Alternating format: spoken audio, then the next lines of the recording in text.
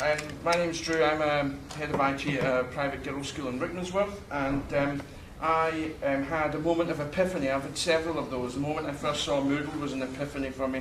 My first TeachMeet was an epiphany, and my latest epiphany was when I went to see. I went to the Games-Based Learning Conference, and that was held in the Brewery in London, near the Barbican.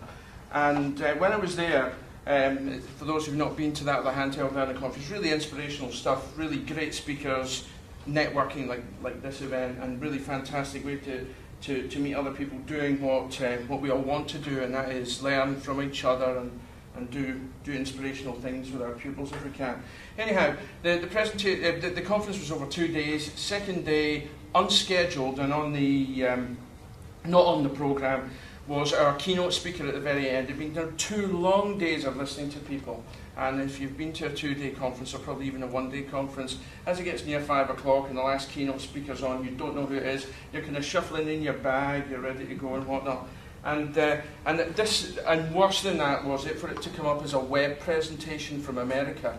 And we're thinking, all around my table we're thinking, this is going to be a total and utter complete nightmare because it's going to break down. You don't know who this guy is. Anyway, long and short of it was, this was a chap called Jesse Schell, Jesschell.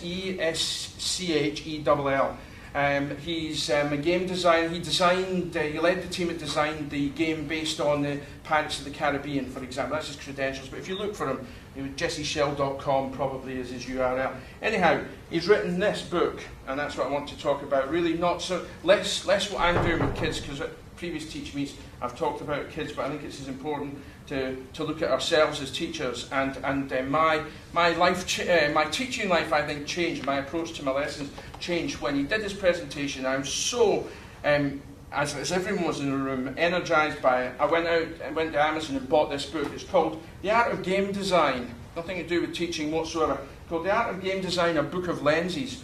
And what it really is his 90 to 100, I think, lenses, that he calls them, of ways of looking at designing a game. But what's really brilliant about this book is, and if I find the lens, I'll read one to you. It says in here, for example, trust me to do it right. So one of the lenses might say, what questions does my game put into the player's mind? Okay, so the word game and the word player, throughout this book, I've just transposed with the word learner and lesson. And it works fantastic. This whole book is going to be my Bible for the next umpty years that I'm teaching, I'm sure, because every time I am within the book, he talks about game and player. I have substituted the word learner and lesson, and what I've done, I'll make this available. I won't have time to go through it, and this is a work in progress. This is how I've used storyboard that Stuart talked about, Storybird even, to come up with it. One of the really brilliant things that Stuart said with Storybird is, because the continuity of the images, it's the same artist that drew them all, so you're not seeing a photo and a bit of clip art and a badly drawn image here and there. Anyway, what he talks about is how you can view things, and I'm going to talk about my lessons, through a series of lenses. As I said, this is a work in progress, I've got to add more to it. But, for example, what experience do I want the student to have in my lesson? What's essential to that experience? And how can my lesson capture that essence? And so, like, he's written about games, and maybe that's how you can view this. It's a completely different approach I'm finding I'm taking with my lessons, viewing them for next year, because I'm finding, I've taught in the same school for 15 years, I've taught the same subject with the same content, even though it's ICT, it's mostly the same. Spreadsheets are spreadsheets are spreadsheets, and I've still got to teach them. And this, I feel, is going to add a bit of invigoration to what I'm doing, because, like this bit here, what will surprise my students when they attend my lesson? If I'm teaching the Data Protection Act to a pupil who did it in Year 8, who's doing it at GCSE because they got to know a little bit more about it, who's done it at GCSE and is now in my A-level class, who's also got to learn about Data Protection Act, what can I do to make them actually sit there and not be falling asleep in my lesson? Well, this might do it. What will surprise my students when they attend my lesson if I'm talking about the Data Protection Act? Can I create rules to help students surprise each other or themselves? And what parts of my lessons are fun? What parts of my lesson need to be more fun? Etc.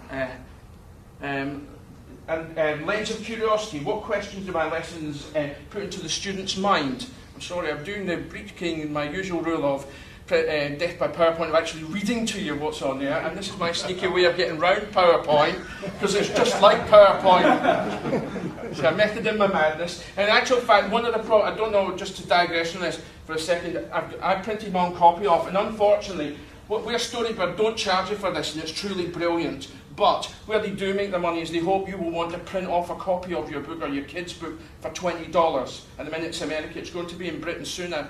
You might know better than me. But so I had to put it into PowerPoint, to do a print screen of each of these, stick it in a PowerPoint for my notes. So I've got around it twice around PowerPoint. But anyhow, he taught in the book, what's really brilliant, and I'll shut up in about 2 minutes, 1 minute even, is he talks about things that I'd never heard of before, but really, in terms of lessons, make sense. Heisenberg's uncertainty principle. Does anyone know what that is? No, it's that if you watch something, you are affecting it by watching it. It's like quantum physics, and how by watching something you're actually exerting an effect upon it, and so it won't work the way you expect it to work. And that's what happens when we observe our own lessons. He talks about games, viewing a game, but in this book, he talks about how you can do things like sneak a glance at what you've done. It's a technique he uses. And so his uncertainty principle made me completely look at observing my colleagues' lessons.